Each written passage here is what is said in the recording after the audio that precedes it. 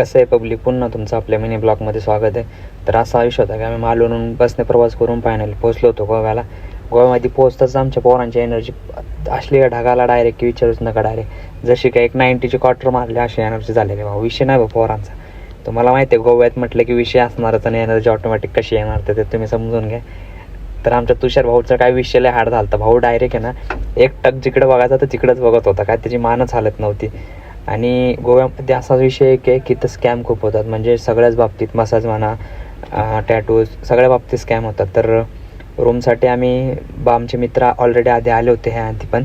तर मग त्यांच्यात ते मित्र भेटलेले, त्यांचं काय डिस्कशन झालं, त्यांच्याच रूमला ठरवलं राहायचं. मग तो म्हणे आपण दिवस असतात. मग खरं तर आणखी कुठे बसलो ते मंदिराकडे पोरगी होती पुढे ठेवून पाय पुढे पाय काय रे